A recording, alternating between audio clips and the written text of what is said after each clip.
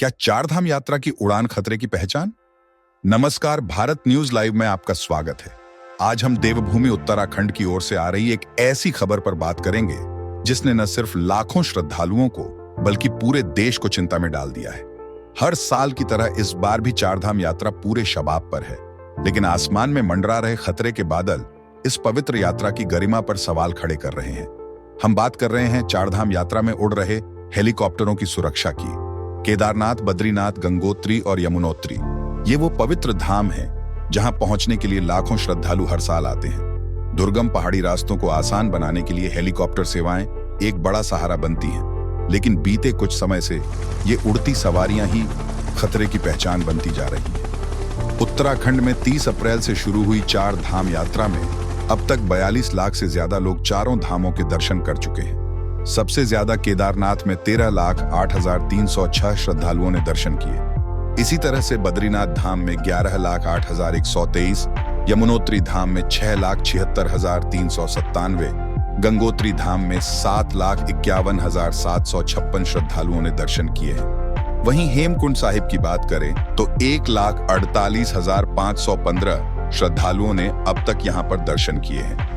46 दिन में 118 लोगों की मौतों के आंकड़े डरा देने वाले हैं। सबसे ज्यादा मौतों में स्वास्थ्य खराब होने का हवाला दिया जा रहा है। हेलीकॉप्टर दुर्घटनाएं की बात की जाए तो अब तक 5 हेलीकॉप्टर दुर्घटनाएं हो चुकी हैं, जिनमें से इन हादसों ने कुल 13 अनमोल जिंदगियां छीन ली हैं।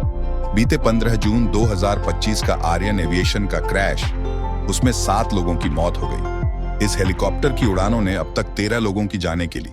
ये आंकड़े बताते हैं कि यात्रा पर मंडरा रहा खतरा कितना वास्तविक है। सवाल उठता है कि आखिर कौन सी कंपनियां इन हेलीकॉप्टर सेवाओं को संचालित कर रही हैं और इनकी सुरक्षा व्यवस्था क्या है। चारधाम यात्रा में मुख्य रूप से उड़ान भरने वाले हेलीकॉप्टर कंपनियां जो Pawan Hans, Himalayan heli, Thumby aviation, trans Bharat, aero aviation, castle aviation और हाल की दुर्घटनाओं में शामिल Aryan aviation, air trans services जैसी कई निजी कंपनियां अपनी सेवाएं देती हैं। इन सेवाओं के लिए टिकट की कीमतें भी अच्छी खासी होती हैं। वीआईपी दर्शन और अन्य अतिरिक्त सेवाओं वाले पैकेज की कीमत 2,35,000 रुपए या उससे अधिक हो सकती है। IRCTC अब टिकटों की बुकिंग देख रहा है, लेकिन क्या यह सिर्फ टिकट की पारदर्शिता तक सीमित है या सुरक्षा पर भी इसका असर दिख रहा है? इन हादसों के पीछे कई कारण बताए जा रहे हैं। इनमें खराब मौसम, पहाड़ी इलाकों में अचानक आने वाली हवाएं, तकनीकी खराबी और कई बार पायलटों पर पड़ने वाला अत्यधिक दबाव भी शामिल है।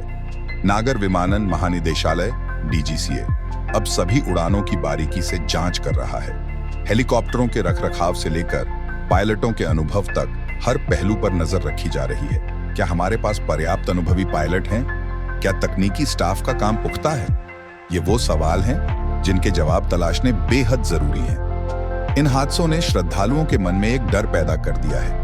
सरकार ने 15 जून की दुर्घटना के बाद की गई कार्रवाई जैसे हेली सेवाओं पर अस्थायी रोक जैसे कदम उठाए हैं, लेकिन क्या ये कदम पर्याप्त होंगे?